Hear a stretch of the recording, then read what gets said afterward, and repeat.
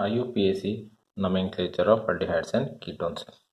So here the open chain aliphatic aldehydes and ketones names are derived from the corresponding alkane by replacing ending E of the alkane and adding Al for aldehyde and ONE for ketone respectively. For example, if you take methanol as an example, so here the name methanol is taken from the parent alkane, that is methane, and here by replacing the E of the methane and adding Al of the aldehyde, we get the name methanol, so which have the structure of HC double bond OH. So here we can observe only one carbon. So in the case of methane also there is one carbon, hence the name is derived from the parent alkane methane to methanol by replacing E of the alkane and adding Al for the aldehyde. So in case of ketone also the E is removed and ONE is added in the place of the E. That makes the IUPAC name of the ketone. So in the aldehyde, numbering starts from the carbon of the aldehydic group. That is, always the numbering starts from the aldehydic carbon. Remember, so always you should number the carbon chain from the carbon which is having a aldehydic functional group. So the name becomes 4-bromo 3-methyl heptanol. Okay, so you don't have to mention the position of the aldehydic group because we are always starting the numbering from the carbon number 1. Then in the case of ketones, the numbering starts from the end nearer to the ketonic functional group. So in case of ketone, we cannot start the numbering from the ketonic functional group, but we have to number such that the ketonic functional group should get the lowest possible number. Then the substituents, if present in the molecule, then they are prefixed with the position in numerals. For example, if you take here, so here you can observe there is one methyl group, another one is a bromine group. So here the position of the bromine group as well as a methyl group is mentioned in the numerals.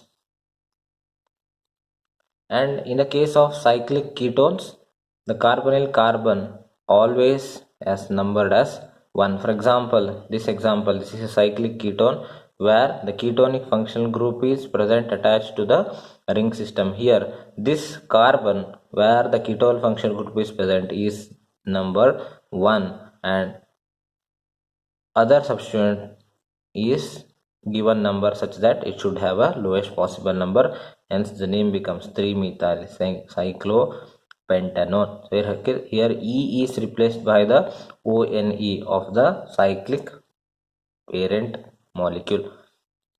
Then in the case of aldehydes, where the aldehyde functional group is attached to a ring system, the suffix carbaldehyde is always added after the full name of the cycloalkane, and always the numbering starts from the carbon having the aldehydic functional group. For example, this example.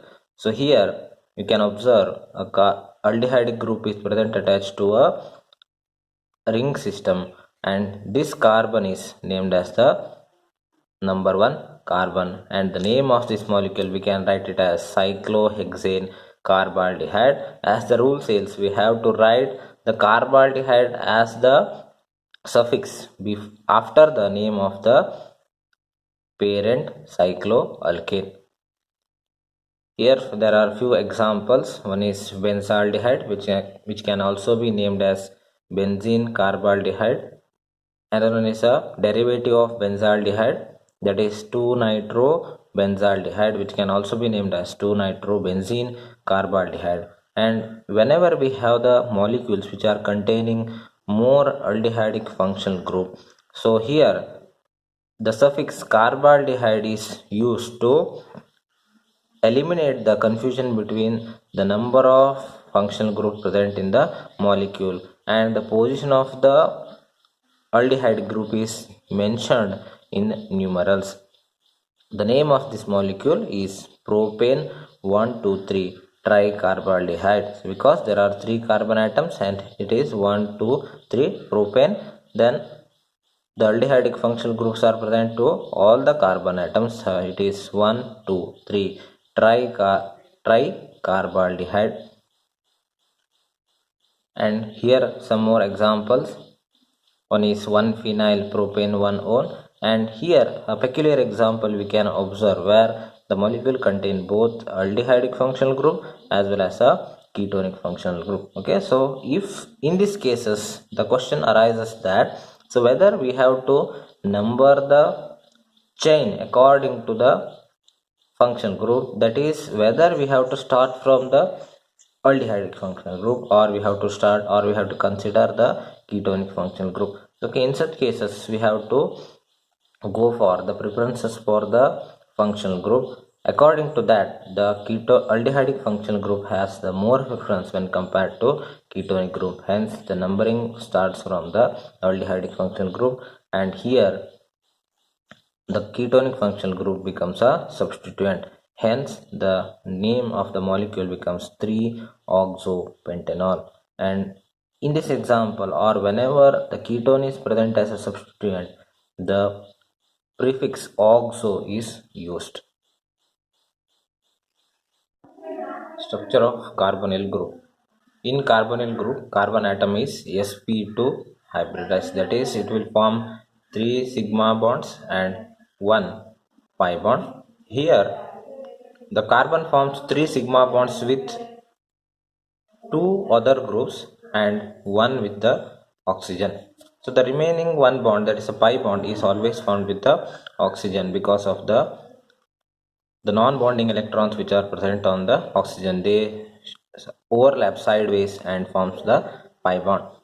And due to the non-bonding electrons present in the oxygen, so all the groups which are present attached to this carbon lie in the same plane. Hence we can say that the carbonyl functional group is a planar molecule. So here you can observe the sp2 hybridized orbitals and also the pi bond, these remain in a same plane due to the lone pair of electrons on the oxygen.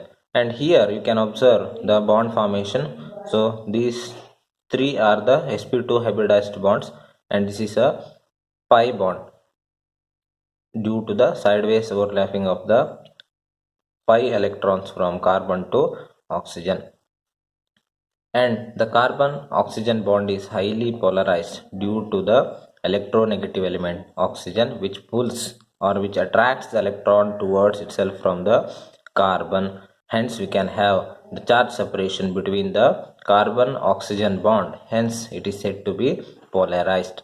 Then the carbonyl carbon atom is an electrophilic center, that is the carbon experiences low electron density on it because of the pulling effect of the electron from the highly electronegative oxygen atom. Hence the nucleophile, which is rich in electron, can come and easily attack the carbonyl carbon because it has less electron density. Then the carbonyl functional group have a dipole moment, that is you can observe the resonating structures of the carbonyl functional group where we can have 2 resonating structure. So here we can observe the charge separation between carbon and the oxygen, which results in the dipole moment.